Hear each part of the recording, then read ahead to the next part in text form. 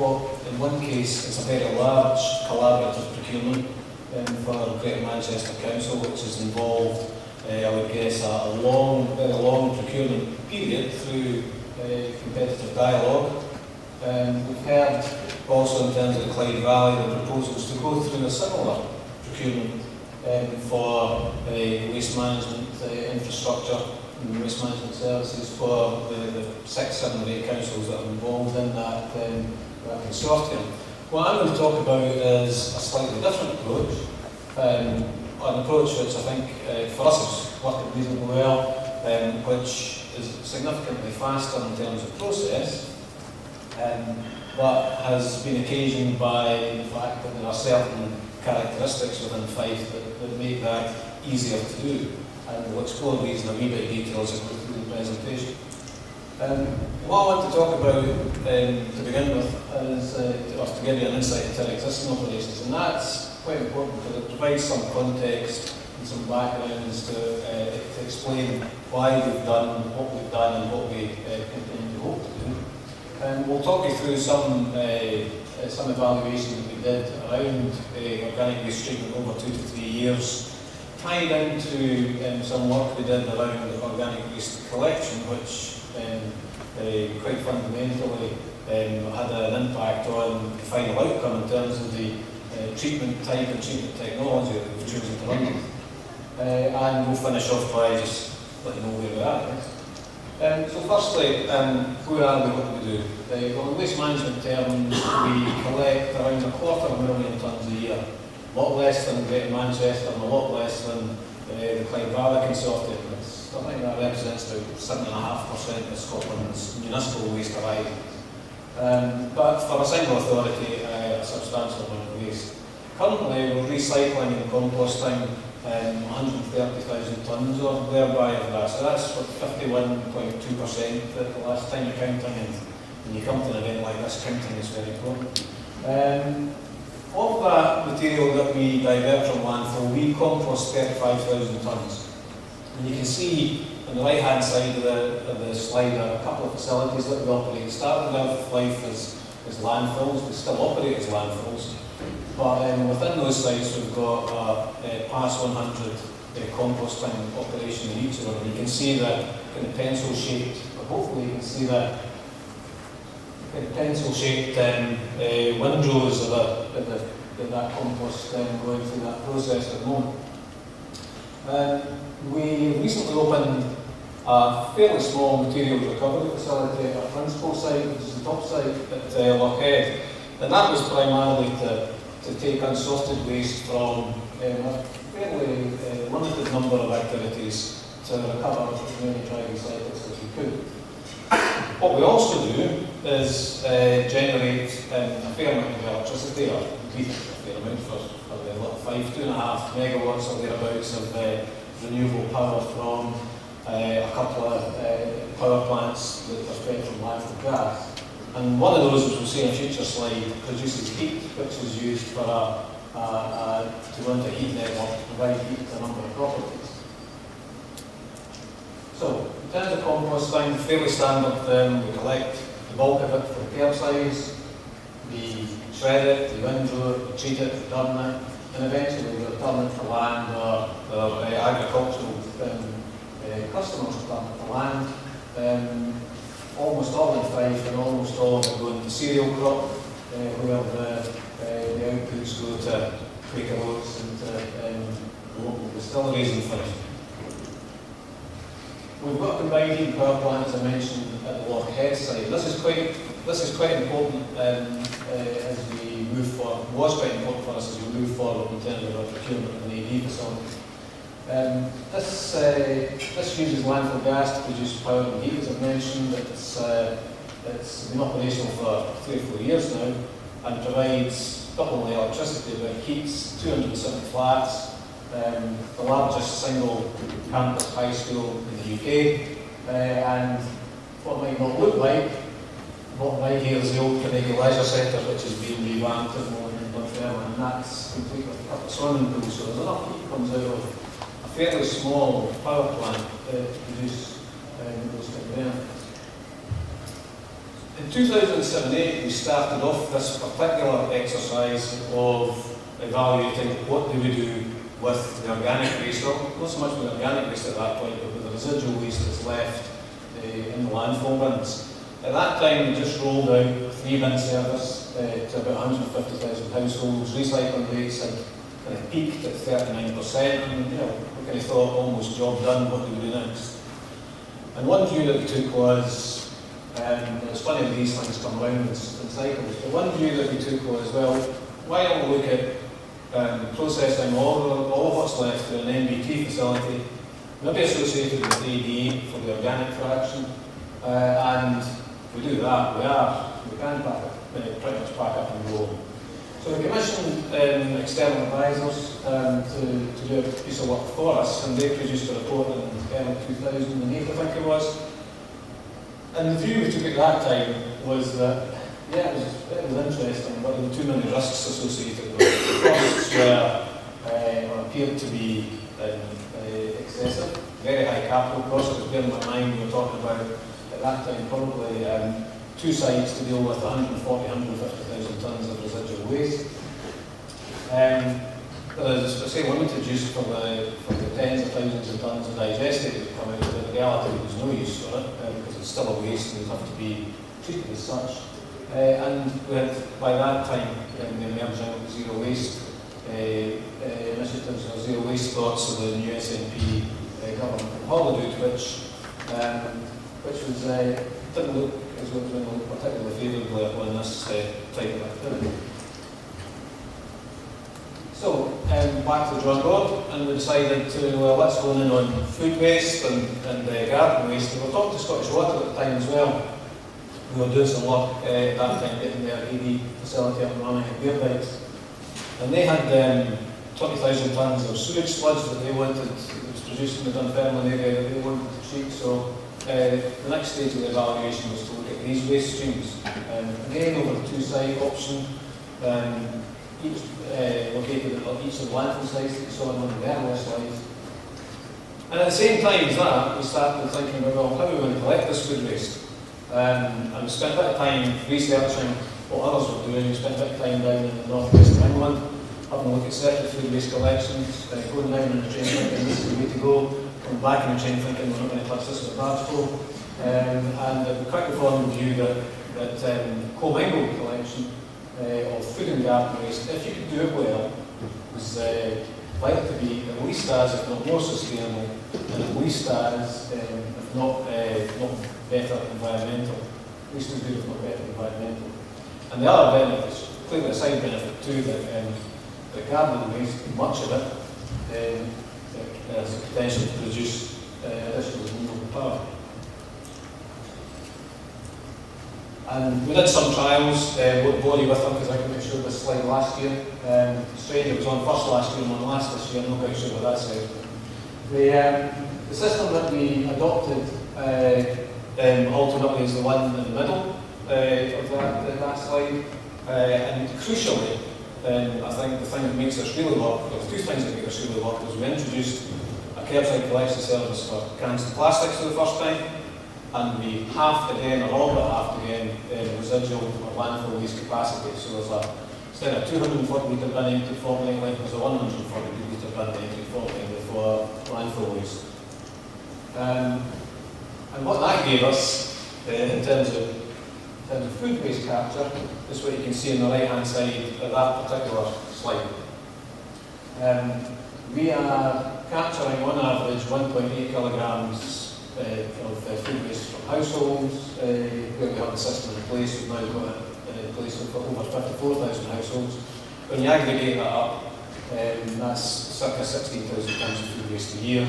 In addition to the 22,000 tonnes of garden waste that we've already collected via the curbsides, and the 14,000 tonnes that we're planning on collecting in the recycling centres.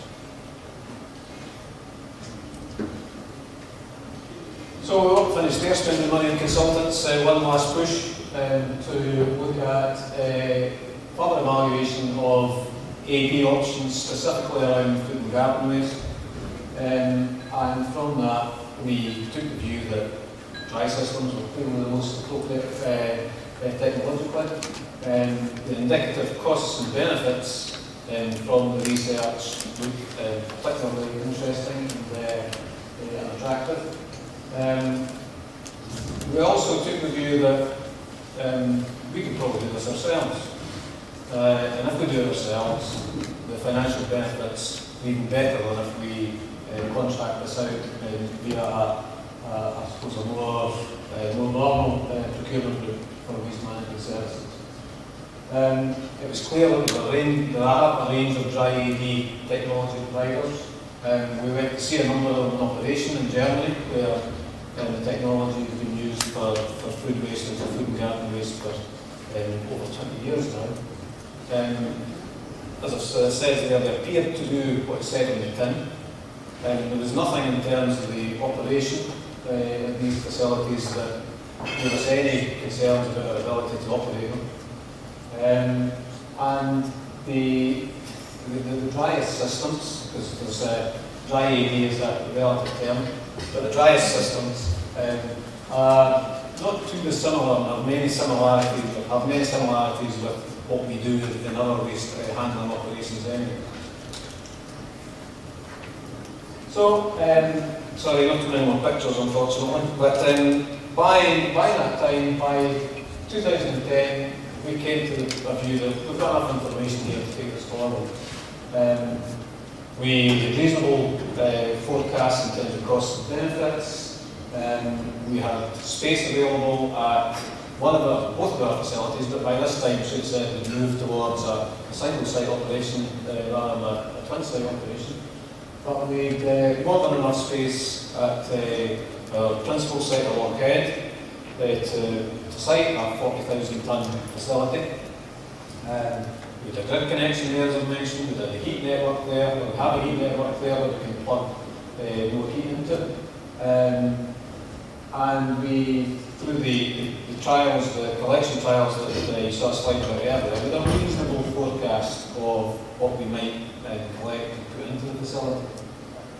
We also had a reasonable expectation that if we could make a business case stack up, the council would fund the project via potential borrowing. There's one minor flying ointment, or potential flying ointment, and that was around the compatibility of what we were doing with the emerging zero waste policy stroke regulations, in particular the preference or the default position of separate food waste collection. Thankfully, I think Stephen coming in, so he'll correct me if I'm wrong, but thankfully I think we resolved that potential issue with the Scottish Government and are moving on with both with the rollout of commingled food and garden waste collection and with the development of a dry AD plant. So, late 2010, we advertised in the European Journal under the restricted procedure for the design and build of a dry AD plant to treat 40,000 tonnes of commingled food and garden waste and 3,000 tonnes of commercial food waste. It's around at the same time we submitted or issued a pre-application notice for planning, so major development, had to issue notice 3 months in advance of submitting a detailed planning application. In February, the council approved a business plan for a conditional award of contract, and in March 2011, March this year, we submitted a detailed planning application. And that's one of the drawings that was submitted with the application. Clearly at the time when we submitted the application, we didn't know who the technology provider would be. We didn't have the detailed drawings or specifications that we could submit to planning. So we took the view that let's put in the worst, submit a planning application that is a worst case scenario in terms of size and scale, in terms of height, and that anything that we do construct will easily fit within that envelope. So that's a bit like the pictures you used to see in the holiday magazine. Come up at your hotel and find that that's all that it was. So 18 months time or so, hopefully that'll be more than that. So June this year, we had a detailed business case approved for £14.5 million development. We awarded a conditional design and build contract. A couple of months ago we were granted detailed planning consent, and last month we submitted a PPC application, or variation, an application to vary the existing PPC for Lockhead, and I've had it registered as duly made. This is just to show that we do actually have a coming plan, a programme, and it's not the usual fact packet that's normally associated with some of the projects that I'm in charge of. So, key elements within that programme though are construction of the facility to commence in February next year, construction to be complete in March the following year, and beneficial use to be available or completed by August 2013. Beneficial use in essence means takeover by the client as us to treat 40,000 tonnes of mixed food and garden waste or commingled food and garden waste and 3,000 tonnes of commercial food waste. That's the site at the moment, all ready for construction works to start, and you can see just to the, that's from the north end of the south, and you can see to the south there our green waste composting operations at the location. That's as it looks now. Again, another after impression of what we hope it will look like from a similar vantage point in a few months, a couple of years' time or so. So that's where we are. It's been, it's hard to believe it's been, what, 3 years or so that it's taken us to get here, but I would suggest that that's actually quite a, from experience of talking to others, that's actually quite a pace that we've generated from starting from hopefully the next guys to having a project almost on the construction phase, on the cusp of the construction phase. And hopefully, but no guarantees, hopefully that will provide the model for us in terms of future procurement. We're already giving some thought to how are we going to treat the unsorted waste that's left, how much unsorted waste we're going to have left to treat, and what technology should we be considering employing to treat it. And I think that if this goes to plan, it would give us enormous confidence, in principle at least, that we can follow a similar route for treatment of the unsorted waste, and probably we'll go back to where we were in 2007-8 and look at NBT followed by AD as a potential method of treating that waste. So that's me. Thank you very much.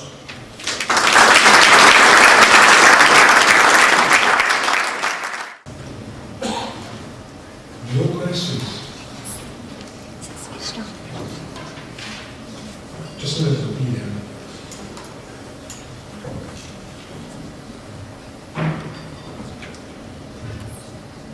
Sandra I'm from Socialist Networks. It's just a question for Chris. Do you think then that Pass 1 test is going to be achievable with the commingled waste? It's not commingled waste, it's commingled food and garden waste. And yeah, we have really reason to believe that Pass 1 level composting standard will be achieved.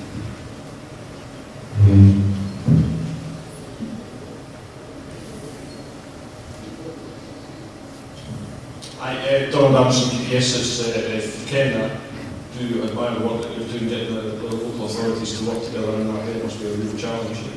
Kelvin Katz springs to mind, and I do wonder, does that present particular challenges in terms of communications with elected members to ensure that they stay on board for the project, and how do you manage to secure that enthusiasm in that area where it obviously hasn't been achieved in other fields?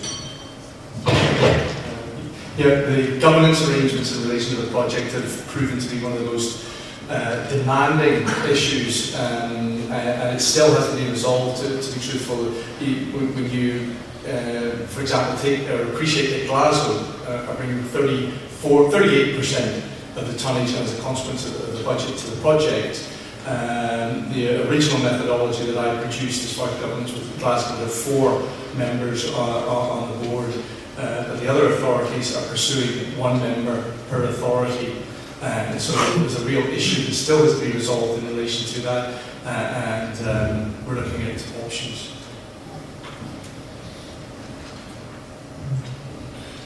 down there, but while you're doing that, can I ask you a question, Ken? Looking across at the other shared services areas, I mean waste management is ripe for such attention. You've clearly driven that hard with the support of Scottish Government. What was it like with the other services? I mean, was there that? I mean, are there those same policy issues going on elsewhere? As far as the support services in general is concerned, I give credit to colleagues in relation to that. That was pursued as vigorously as waste.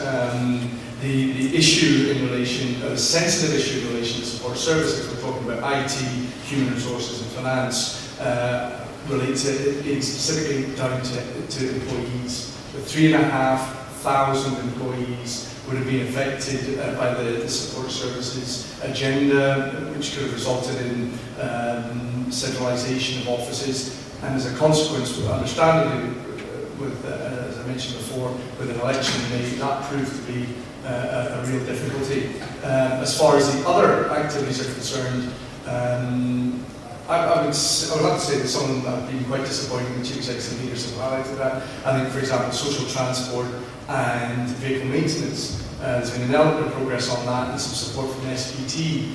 But when you look at vehicle maintenance as an example, it's such a key issue. 35 garages, I'm making this up, 35 garages across the Clyde Valley with 4,000 vehicles. Surely there's a gift there to take those 35 garages down to 20 or down to 10, and as a consequence merge that. That's right for picking, but they haven't got to that stage yet. Okay, good. Thanks. Chris Murphy from CIDM. There was mention of the huge array of different collection systems across nearly every local authority.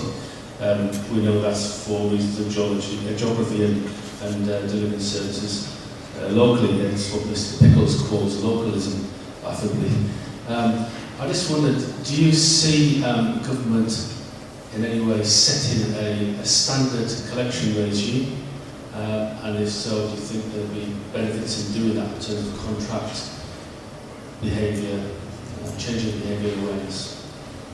I'll let Stephen speak for himself in relation to that. That's obviously a major issue for Scotland. What I would say, as I mentioned in the speech, is that we received major input from the Zero Waste Fund, and Andrew Dix here, and Andrews, as I say, sat on the core team, and representatives from the Scottish Government sat on the board. Certainly as far as decisions in relation to collection of waste, it's still a local government issue. But there's clearly a willingness, I would suggest, in the Scottish Government to influence that agenda, and we're very grateful for the support that we have from the Scottish Government. Yes, but when Ken made that point, I was also thinking a lot of local authorities have rationalised the services, and there's been a move to maybe 1, 2 or 3 core collection systems. Ken, probably this council did embark on 64 different schemes. But the issues must always be about quality, security of market. We had that 2 years ago. The price just dropped, and the council were losing up to 7 million on revenue streams. That was serious at the time. So we have to protect that. But at the same time, councils are being capped on cost, and they have to find the cheapest and most efficient way of getting that material as well. So there's a compromise and a balance in all this. I think that's the argument: quality, security, and efficiency. What I say to you now, there's also an issue of credibility in relation to the collection of waste. And again, I'm stressing the point here that neither one is correct and one is incorrect. But in North Lanarkshire, as Chris mentioned, in fact, we operate a 3-bin system. We have a residual bin, we have a brown bin for garden and food waste, and we have a blue bin for recycling. And all the recycling goes into that bin. I live in East Renfrewshire. They're getting excellent results as far as recycling performance is concerned. But in East Renfrewshire, I have a residual bin, a brown bin for garden and food, a blue box for cans and glass. I think about this. A green Hessian bag for plastics, and 2 white Hessian bags for paper. So we can't, we have to accept that people speak, and residents speak, For such a small country to end up in such a situation is something that needs to be addressed. I think there's a challenge around that, those services, or those, or the hardware which has been provided comes at cost, was put in at significant cost. With support, I have to say, in almost all cases from the Scottish Executive, the Scottish Government through the old Strategic Waste Fund primarily. Without that level of, without that same level of financial support, I think it's going to be nigh on impossible for local authorities to make whole-scale changes in their collection systems. Okay, this gentleman. Eric Bridgewater from Resource Futures. I mean, just following up on Chris, by the way, all presentations were very interesting and informative. In terms of sort of deciding, in terms of how to target food waste and either separate collections or commingled, and we've done lots of work south of the border in terms of looking at food waste collections. We evaluated the RAP separate food waste collections. And I think it's probably fair to say that this is an area that we're still learning a lot about now. I mean, we're still learning about how commingled collections work up here in Scotland. There's more to learn. But I think we should recognise that there are some schemes, there may be some schemes that don't work very well for separate food waste, but there are ones that do work extremely well in England and on quite large scales. So I think that I hope we can sort of keep an open mind about which option we would go for. And the other point I wanted to make, I haven't heard a huge amount about waste minimisation today so far. It's been mentioned a little bit, but I mean, with food waste collections, there is some evidence, we don't have enough yet, but there is some evidence that providing food waste collections to householders can have a big behavioural effect, and that could potentially be massive. And well, it would be just good if we could understand more about that, but particularly with your carbon metric in Scotland, that's something that you can also potentially possibly measure. I don't know, just a thought. In terms of the collection systems, I think the point you raise is partly right, but I think it also reinforces a huge error that many of us make, is instead of focusing on collection systems in the round, we tend to look at elements of collection systems. And you can, if you compare food waste collection or a food waste collection service in one area against a food waste collection service in another area, without taking full recognitions of the wider waste management services that are provided in that area, then the conclusions that you draw are going to be limiting. So I think you need to look at everything in the round, and that's why one of the reasons I've got the slide about the service that we're currently introducing across Fife. And as I mentioned, my view is the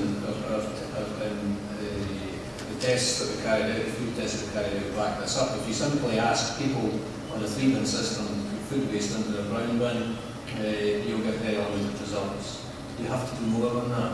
You have to enable and encourage people to use the service to the full, and that does involve rebalancing the capacity across all the waste streams that you're collecting.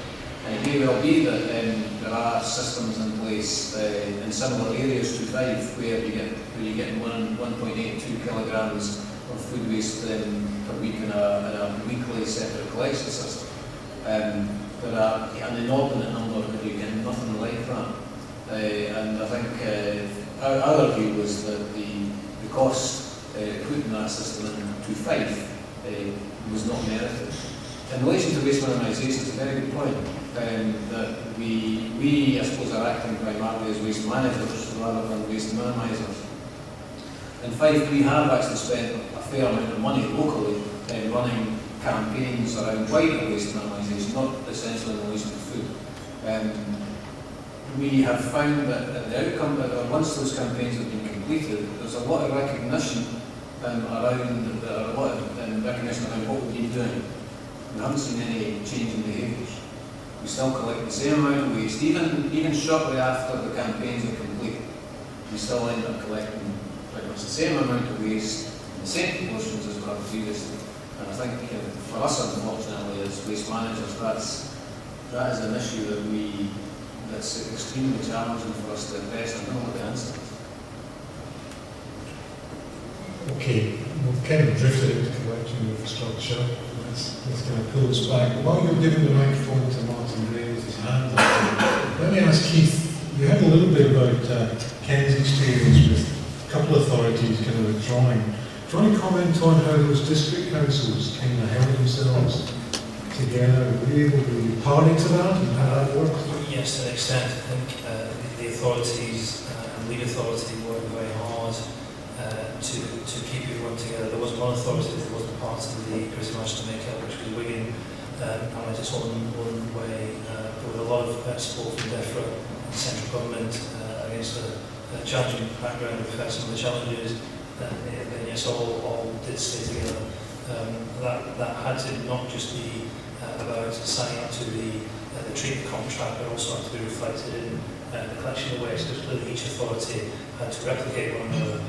So that went back some time from my involvement, but yes, as I understand it, was challenging to keep everyone together and quite successful. So was the promise of PFI credits a kind of key enabler? I think it's something that the PFIs that I've been involved in, clearly PFI credits offer a down payment incentive, and for those authorities that I work with on the procurement side, PFI credits, then clearly that's been an incentive to stay together. Martin Gray from Viridor. It's a question for Ken. Ken, I very much enjoyed your presentation as always.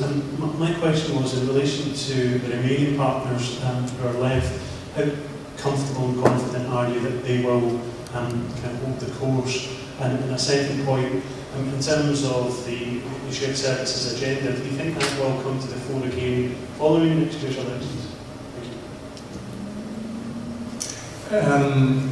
We're not there yet, I would accept that. We originally had a timeline where the original timeline, in fact, was that the new entity would be established by way of its governance arrangements in October of this year, and that the actual entity itself would be up and operational by April of next year. As a consequence of the election, and again, it's certainly not a political statement, it's a recognition of that event, the timeline was pushed back to July and October. And between now and then, decisions will have to be taken. I have to say that very positive feedback from the 6 partners that are on board.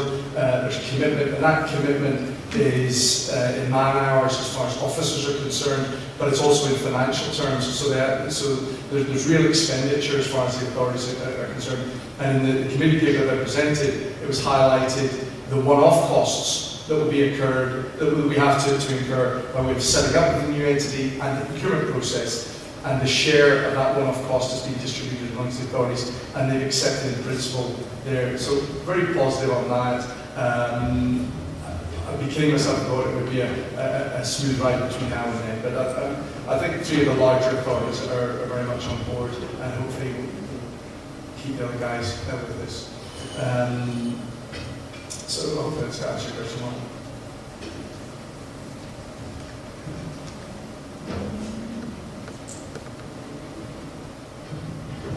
Keith Armstrong, Dundas Wilson. Ken, sorry, another quick question for you.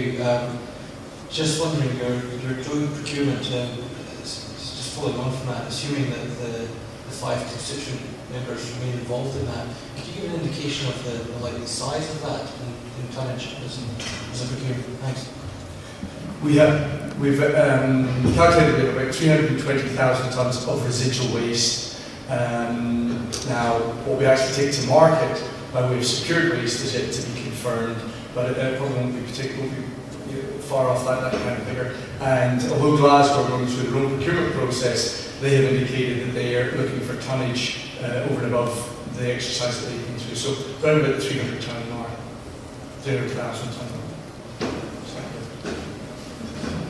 Okay, is there any more questions?